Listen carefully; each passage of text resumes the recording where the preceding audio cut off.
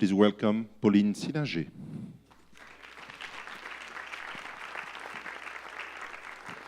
Ora Naho, bonjour à tous. Donc avant de commencer, je vais dire un petit mot en français, juste pour m'excuser, parce que je vais faire toute cette conférence en anglais dans le but de toucher une audience un peu plus large. Donc voilà, je m'excuse par avance. So my name is Pauline Sillinger, and I would define myself as just a regular young Polynesian woman who is very concerned about the future of her planet. I care about the environment, and I have chosen to dedicate my career to that. But before I dive into the topic of this presentation, I just really want to thank the Seasteading Institute, Randy and all the others for making this event happen. I am extremely humbled to be speaking on stage here today in front of such an incredible audience. And I am even more humbled to be able to share the stage with such incredible speakers. So just because it's always good to remember how lucky we are in life, I would like everybody to give a big round of applause for the speakers, the organizers, and the audience here today.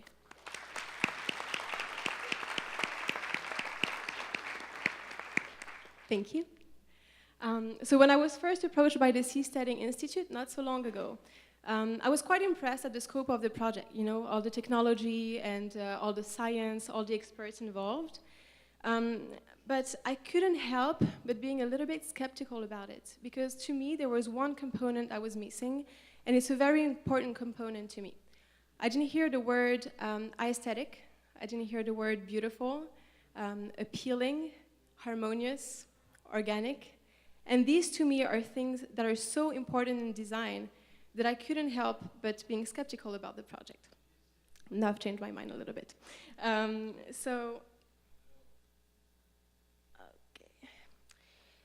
So now, when you hear the word beauty, I don't want you to think of the stereotypical definition of it, the kind of beauty that indeed lies in the eye of the beholder. I want you to think of beauty as something that is harmonious and balanced, in this sense, ecologically balanced. I put here some examples of pictures that I found really beautiful. On my right, you can see a picture of shark skin at the macro scale. And it is used for I would say, textile engineers to make textile that are more efficient. Because we're in French Polynesia, I also put a picture of a clam. It's called pahua, and you can enjoy the really beautiful patterns inside the pahua. And here is a fern with water drops. So this is the image of beauty that I want you to think of, not the stereotypical one, right? So I call this slide, is beauty really a priority in project design?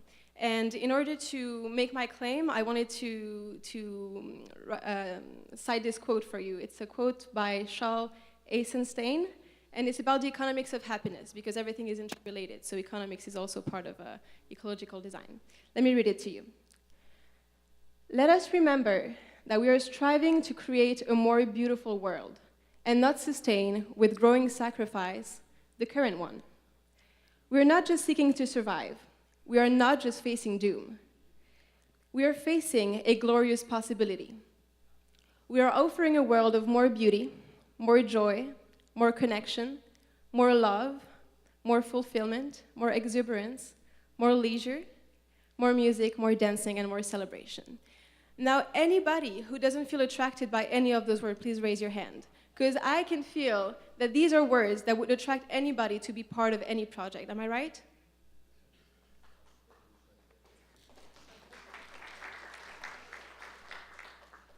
Before I dive into this. So one thing I really want you to remember, and I know it's not a conventional thing to hear in this kind of conference, do not overlook the power of beauty. I really do believe that beauty is probably one of the most important things that is going to inspire people to change the world. Beauty has a power of attraction. So when you do your design, really think about this. Alex, can you please click on the video here?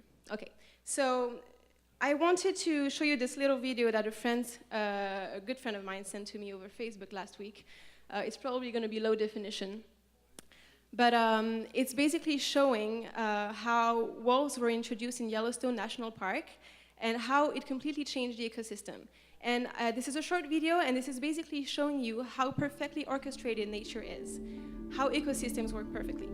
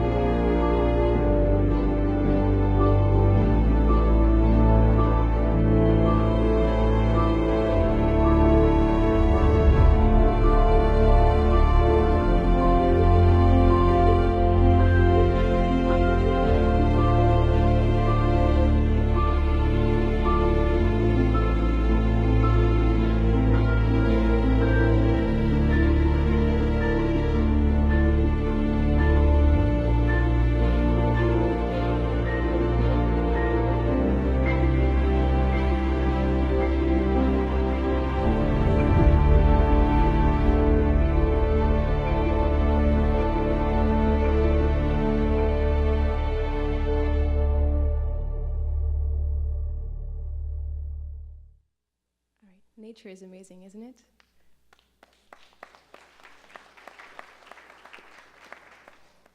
So I'm just going to take the words of Natalie Meza-Garcia, who gave an amazing talk at this very conference last Tuesday, when she said that nature has an amazing advantage over the human race. And this advantage is that it has experience. It has millions, even billions of years of experience in creating systems that work. So why do we, human beings, think that we should do better than nature? Instead, I really believe that we should use nature's guideline in our design, because it is already providing us with all the information we need to create bulletproof systems.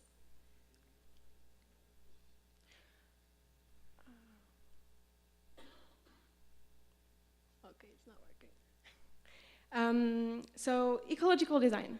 Yeah. Alex, can you click?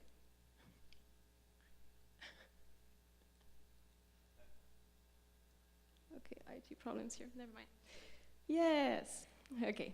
What is ecological design? It's the main topic of this talk, and I'm sorry I'm gonna go a little bit over time. Ecological design is basically designing with nature instead of against nature. It is making use of the same symbiotic relationship that exists in all ecosystems. An example is in the videos that we just saw.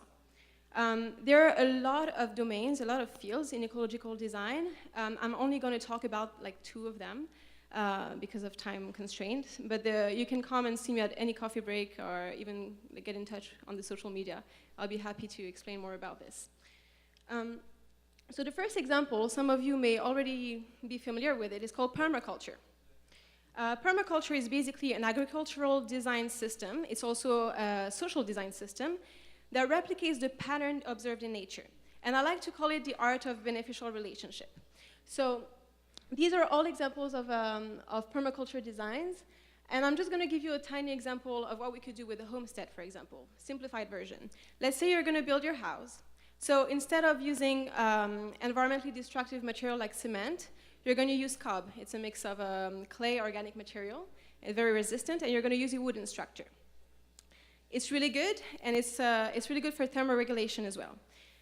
Now, if we talk about thermoregulation, you're also going to have a green roof. And on your green roof, you can grow vegetables. So you have food and you have less energy expenses because the house is well insulated. Because you still need energy to cook those amazing vegetables that you grow on your garden, you're going to have solar panels. So you're mixing ancient techniques like adobe, clay, with high-tech technology like solar panels. And then let's talk about the water. You're going to collect the rainwater, you're going to filter it, you're going to use it in your homestead. And what do you do with the gray water? Well, you can treat it, you can purify it in a tiny, how does it called? Constructed wetland that you've constructed in your garden. So this water that you have treated is going to go back into your green roof to irrigate the vegetable. So you've closed the loop. This is permaculture. Another really good example, maybe a more simplified example, is for food forests. So you might know that forest ecosystems are amazing ecosystems. There are so many interrelations in them, just like coral ecosystems, if we want to stay in the idea of French Polynesia. So how does a forest work? It has a structure. You have the really tall trees, and they're going to provide structure for climbing plants to grow on them. And then you will have the bushes that will benefit from the shade provided by the tall trees. And then you will have low-lying plants that will keep the soil healthy because the moisture is going to stay in it. And then you're going to have an extensive root system that's providing structure for microorganisms to grow on it. So I don't want to get too scientific here, but basically just showing you that there is a structure in forest ecosystems, and you can replicate that if you want edible plants, if you want to grow your own food, that's what I mean. So a food forest is taking this structure and only using edible plants. So all of a sudden, your tall trees become fruit trees, and they're providing structure for cherry tomatoes and beans to grow on them. And then you will have, let's say, root vegetables like carrots and potatoes that will provide the root system in the ground. And you will have low-lying plants that will turn out to be watermelons or squashes and things like this. So these are all examples of ecological design, and there are so many more of them. So you remember when I was saying that nature has a big advantage over us, that it has experience. There is another thing that has a lot of experience. It's indigenous wisdom. And so here I really want to stress really quickly, because I'm definitely running out of time, the importance of traditional knowledge. The way modern science works, modern science is really great, but there is one main disadvantage. Modern science loves to have boxes, right? So you have all these disciplines, and you're going to put this in the biology box, and this in the nanotechnology box, and this goes into the psychology box. And then you have this little one here. You don't know what to do with it. So you're just going to leave it out of the box in this gray zone and never talk about it again. What traditional knowledge does is that it encompasses everything. It is holistic. And in the word holistic, you can hear whole. So I think this is why it is so important that modern scientists work with indigenous communities in order to bring together those two forms of knowledge and do synergies like this. Here in French Polynesia, we are really lucky. Why? Because we have a lot of traditional knowledge. We have a culture that is vibrant, and I think that the Seasteading Institute has a lot to learn from our culture, so I'm very happy that you guys are here.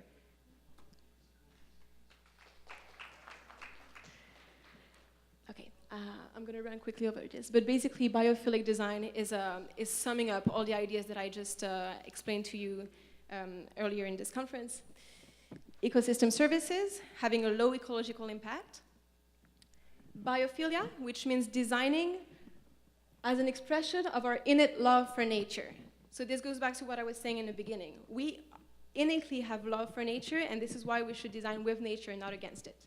And finally, spirit of place, using local tradition and indigenous knowledge in order to inform design. What about the Floating Island project? So in his opening speech last Monday, Randy Henkin clearly stated and committed that the design of the Floating Island project in French Polynesia be elegant and beautifully designed, sorry. So my two recommendations, and I'm going to finish up with this, is that the Floating Island project be bio-inspired, that it follows nature's guidelines. The second advice is that the Seasteading Institute really learn from Polynesian traditional knowledge and mix it with their science. This way, we're going to create a future that is inclusive of all forms of knowledge, that is organic, and is probably way more beautiful than the one we have right now. Thank you so much. Thank you so much, too. Please.